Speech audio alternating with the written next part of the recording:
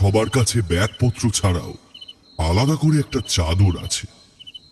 তবে এই শীতের রাত সেই চাদরে যে বাঁধ মানবে না আশা স্তক, সেটা বুঝতে পারছি। বাইরে থেকে গলা ভেসে এলো।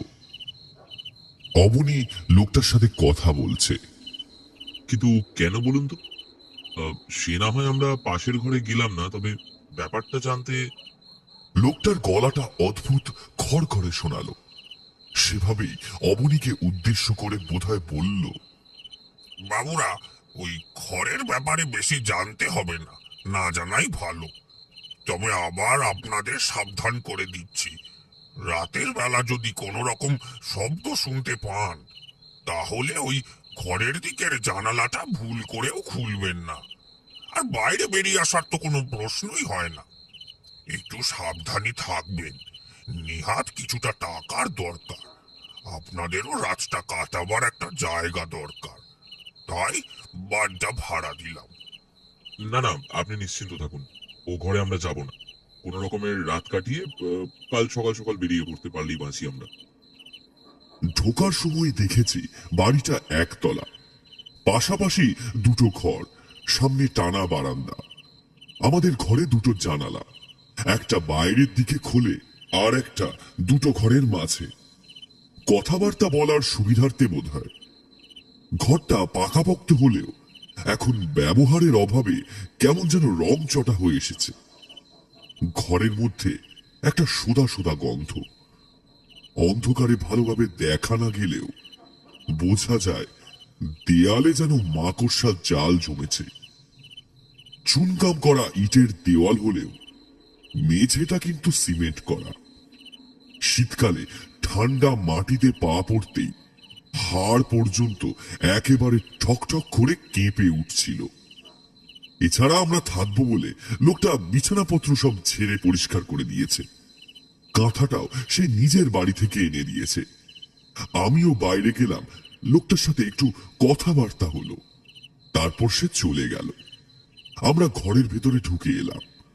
অবনীকে বললাম, এই ব্যাপার কি বলতো? আমি বাইরে যেতে লোকটা কিছু একটা চেপে গেল মনে হলো। হ্যারিকেনের অল্প আলোয় অবনীর মুখটা কেমন যেন অদ্ভুত মনে হলো। সে বলল, শুনেছিস তাহলে? লোকটা বললো পাশের ঘরে না যেতে, ঘরটা নাকি ভালো না। রাতের বেলা কোনো শব্দ শুনলে যেন ওই ঘরের জানলা আমরা না খুলি। মনীন্দ্র আমাদের মধ্যে সবচেয়ে ভীতু। সে এবার কেমন যেন ভয় পাওয়া গলায় বলল, শেষমেশ ভূতের বাড়ি? ভূতের বাড়িতেই এসেছি মাত্র। যদি এই শীতে বাইরে থাকতে হতো তাহলে কিন্তু আমাদেরই ভূত হয়েই যেতে হতো। তখন আর ভাড়া নয়, একটা পাকাপোক্ত পোড়া বাড়িটারই খোঁজা প্রয়োজন হতো, বুঝলি? এই শীতে খোলা আকাশের তলায় তো গাছে থাকা যায় না। অবনীর মুখটা কেমন যেন থমথম করছিল। বিছানার এক পাশে বসে হ্যারিকেনের অল্প আলোয় আমাদের দিকে তাকিয়ে এসে বলল, এই বাড়িতে নাকি এর আগে যারা থাকতো তারা তারা ভয় পেয়ে এখান থেকে পাত্তারি গুটিয়ে চলে গিয়েছিল। রাতের বেলা ওই ঘরে কিছু একটা হয়, বুঝলি তো। অবনীর কথা শুনে আমি মনে মনে একটু খুশি হলাম। অনেকদিন ভূতের সাথে মোলাকাত হয়নি।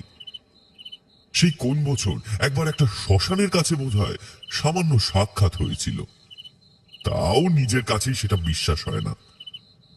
আর বেশি কথা না বাড়িয়ে তাড়াতাড়ি আলোটা কমিয়ে দিয়ে বিছানায় লেপটা নিয়ে তিনজন মিলে গায়ে দিয়ে টান টান হয়ে শুয়ে পড়লাম। আমাদের পরনে রাতের পোশাক নয়, তার বদলে লম্বা গেঞ্জি আর তলায় ট্রাউজার। এই শীতে আর জামা কাপড় খোলার ইচ্ছে হলো না।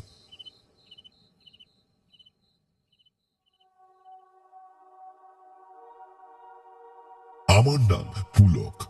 ওরা দুজন হলো আমার বন্ধু, মনীন্দ্র আর অবনী। তিনজন মিলে এই কনকনে ঠান্ডায় বেরিয়ে পড়েছিলাম।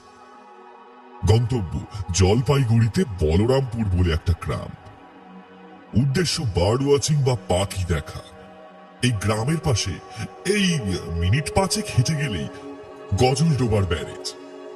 আমাদের মতো প্রধান দেশে শীতকালটা আরামদায়ক, তাই সাইবেরিয়া, ইউরোপ, রাশিয়া আরো বিভিন্ন ঠান্ডা জায়গা থেকে প্রত্যেক বছর নানা ধরনের পাখি আসে এই জলাশয়ে, কিন্তু বলরামপুর যে এমন গণ্ডগ্রাম সেটা তখন বুঝতে পারিনি।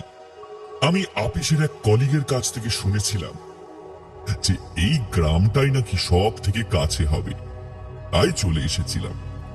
একে ব্যাচেলর মানুষ, আমরা তো আর যাকে বলে ছাপোষা টুরিস্ট নই যে হলিডে হোম হোটেল লাগবে। তবে এতটাই দুরবস্থা যে পরিযায়ী পাখি দেখতে এসে আমরাই পরিযায়ী হয়ে যাইনি, সেটাই সৌভাগ্যের ব্যাপার। মোটামুটি দুপুর থেকে বিকেল পর্যন্ত ঘোরাঘুরি করেও একটাও পাখি তো দূরের কথা, পালক পর্যন্ত দেখতে পেলাম না। চারপাশে ঘুরে বেড়াচ্ছে মাছরাঙা সাদা বক, মাঝে মাঝে নীলকণ্ঠ পাখি, আর দু একটা গ্রামের কালো